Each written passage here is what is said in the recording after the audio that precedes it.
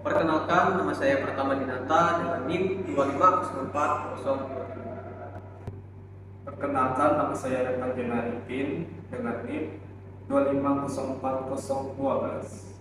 Perkenalkan, nama saya Edi Kurniawan dengan NIM 250429. Kami dari kelompok 3 akan menyajikan video ilustrasi mengenai pelanggaran prinsip demokrasi dalam pengambilan keputusan.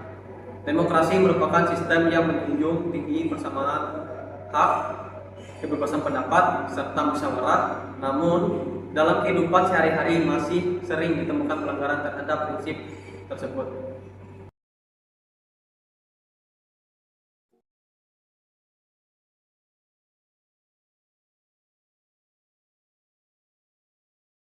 Pengambilan keputusan secara demokratis pada hakikatnya adalah sebuah proses menentukan kesepakatan bersama melalui jalan musyawarah dengan melibatkan seluruh pihak yang berkepentingan tanpa terkecuali.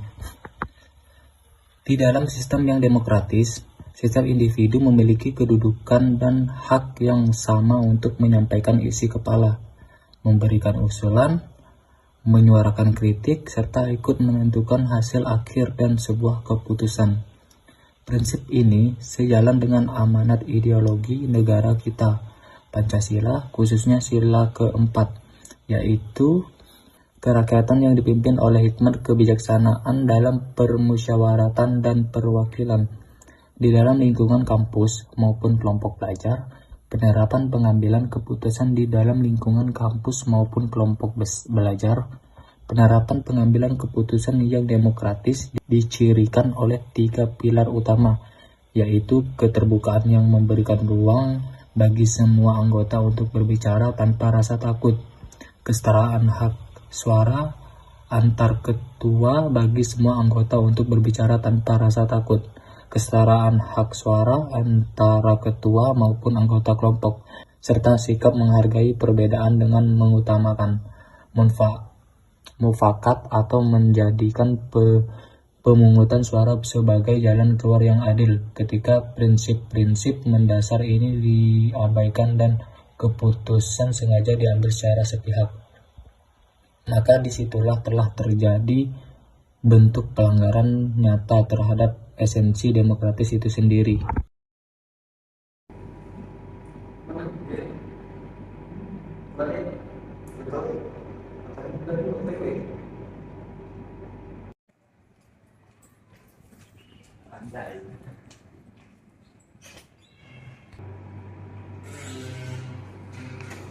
Apa Pak De? Sorry guys, lambat. Aman.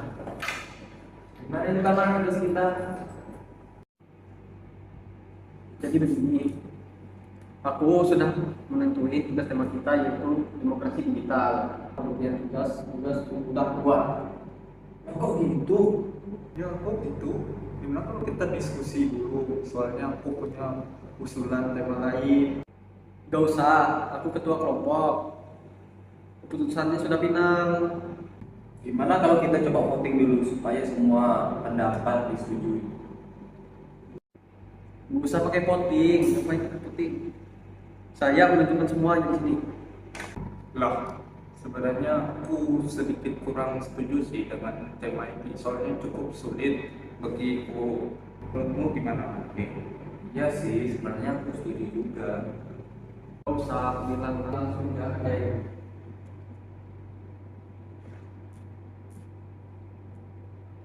Siapa? Enggak ada. Udah cepat kerjain, apa lagi? Berdasarkan ilustrasi tadi, terdapat beberapa poin penting yang menjadi indikator nyata dari terjadinya pelanggaran terhadap prinsip-prinsip demokrasi dalam pengambilan keputusan kelompok. Pelanggaran pertama bermula ketika ketua kelompok secara sepihak langsung menentukan tema dan pembagian tugas tanpa membuka ruang diskusi awal. Jadi begini, aku sudah menentuin tugas tema kita yaitu demokrasi digital. Untuk pembagian tugasnya sudah saya buat. Yang dimana tindakan otoriter ini jelas mencederai esensi dari musyawarah.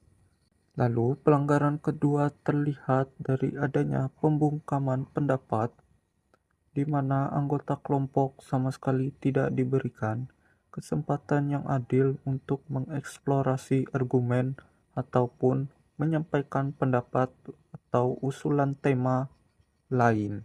Nah, kalau kita diskusi dulu, soalnya aku punya usulan tema lain. Gak usah, aku ketua kelompok. Keputusannya sudah final.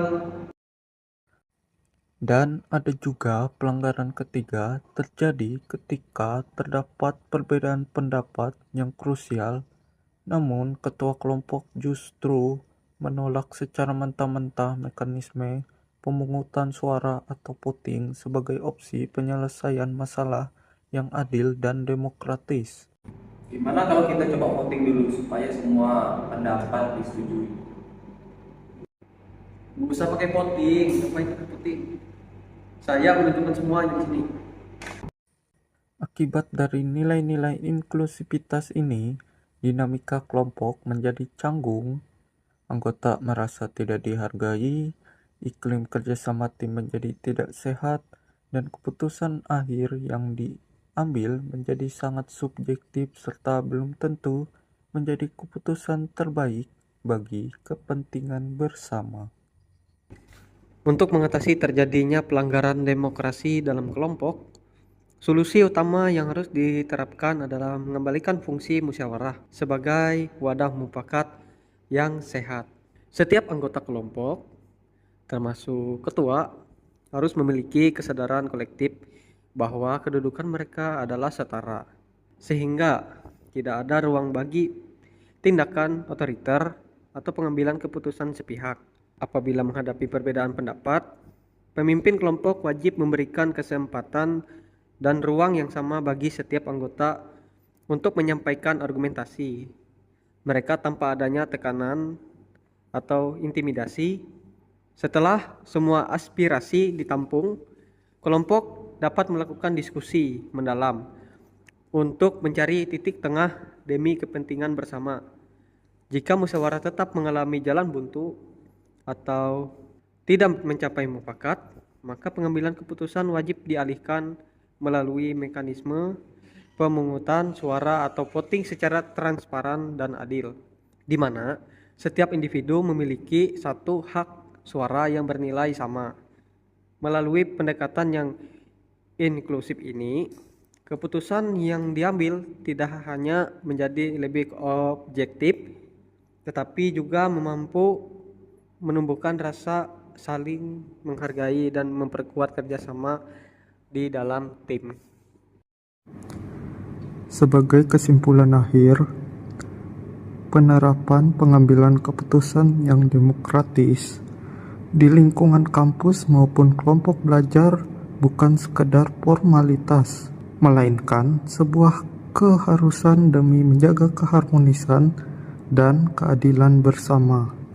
Setiap proses mufakat harus senantiasa dilaksanakan dengan menjunjung tinggi esensi musyawarah, memberikan ruang bagi kebebasan berpendapat, serta menjauhkan diri dari sifat egois maupun keputusan sepihak. Dengan konsisten menerapkan prinsip-prinsip demokrasi yang sehat, kita tidak hanya dapat melahirkan keputusan terbaik yang objektif, tetapi juga mampu membangun iklim kerjasama yang solid, inklusif, dan saling menghargai satu sama lain.